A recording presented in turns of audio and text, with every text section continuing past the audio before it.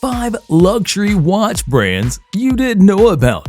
Brand names like Rolex, Patek, Audemars Piguet, and Omega dominate the headspace of vintage watch collectors, not only due to their exceptional quality, but also because of their historical significance.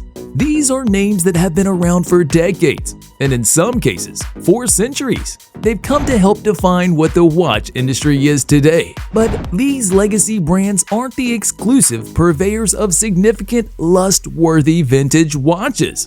Before the quartz crisis of the 1970s and 80s, there were many other watchmakers out there producing exceptional timepieces. Though most of them were victims of a seismic shift in timekeeping technology, their vintage watches are worth collecting.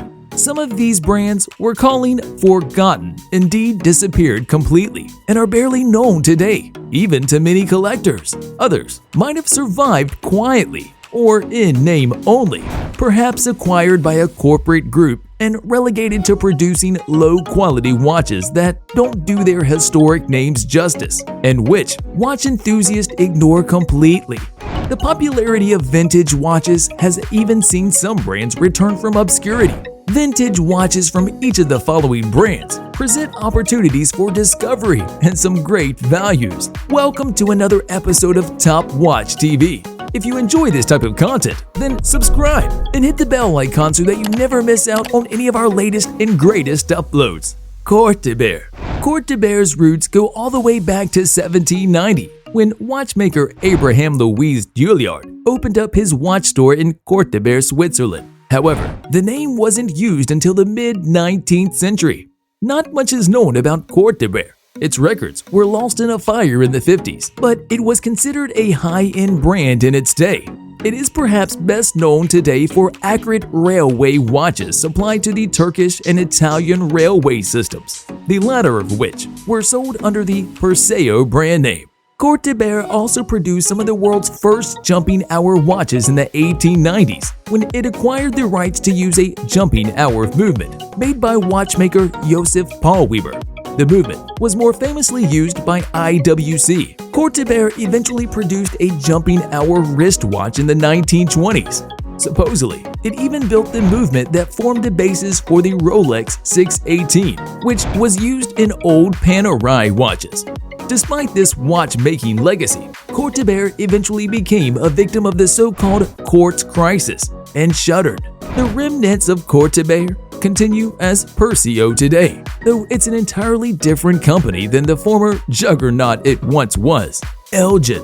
1860s. The Elgin National Watch Company was one of the earliest watchmakers to set up shop in America.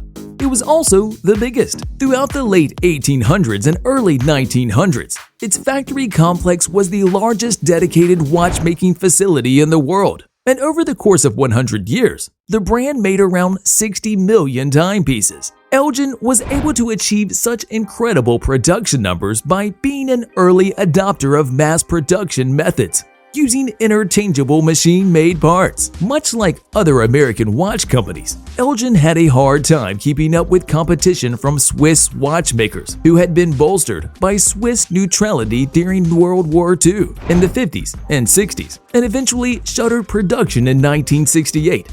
The Elgin name has been bought and sold numerous times since.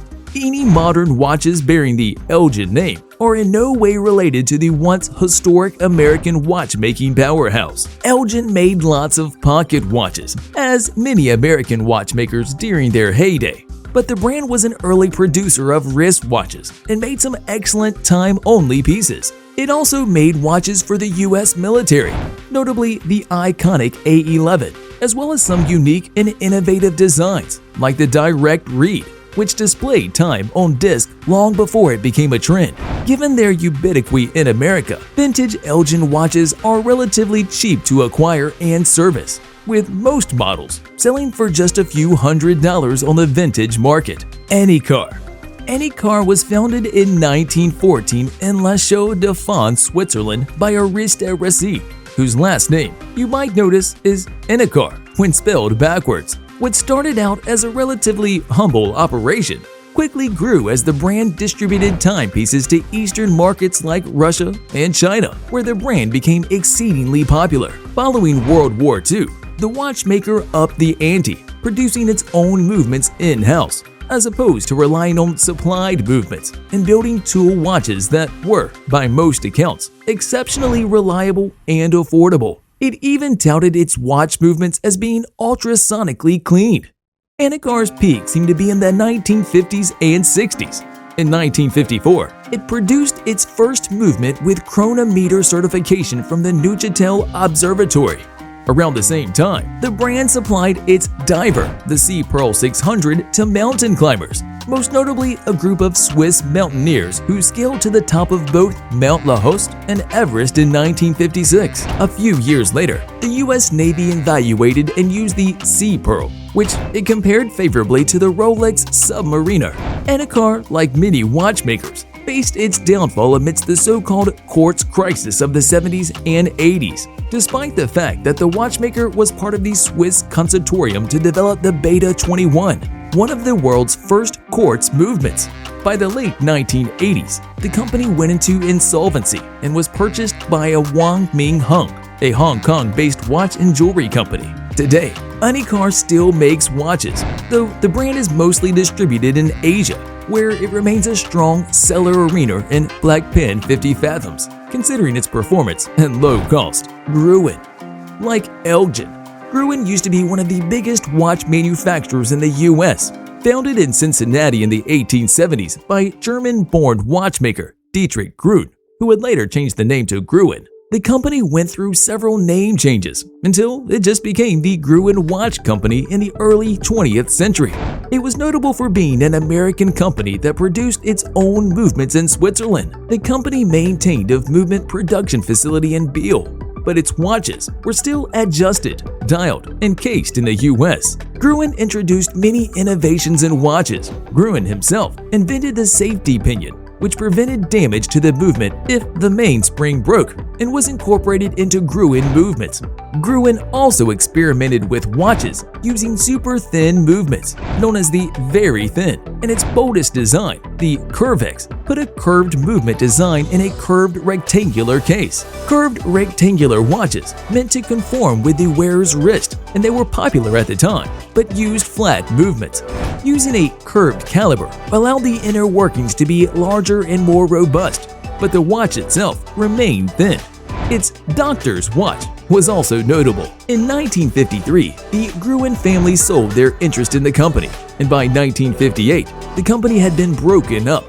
The U.S. facilities moved from Ohio to New York, while the Swiss operations eventually closed in 1977. Nevada Gruen.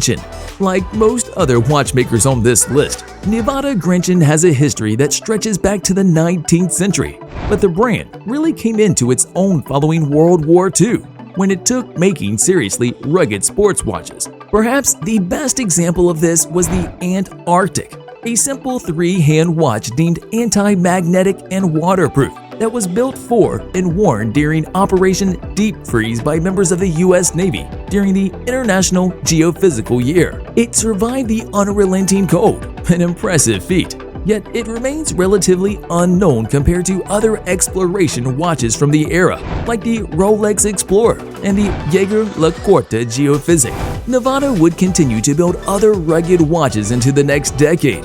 There was the Chronomaster, a chronograph meant for both diving and aviation use that was water resistant to 600 feet and used a Valjoux column wheel chronograph movement. There was also the Depth Master, a big chunky diver that was rated water resistant to 1,000 meters, an impressive figure today, let alone back in 1965 when it was introduced. Around the same time, the brand released the Depth-O-Matic, considered the first dive watch with a depth gauge. Interestingly, Nevada faced legal issues in the US because the name was phonetically similar to Movado watches. So, Nevada watches were often distributed in the US with the brand name Nevada Gruen, or distributed as Croton watches. The brand would continue to build tool watches until it shuttered in the midst of the quartz crisis. Now in the 2020s, Nevada Gruen has been resurrected as a modern brand to produce many of its classics. So check carefully when shopping whether it's an actual vintage or modern remake you're looking at. But you can still also find vintage pieces worth collecting. And with that, we've reached the end of this video. If you enjoyed this video and found it helpful, don't forget to leave a like and subscribe for content just like this.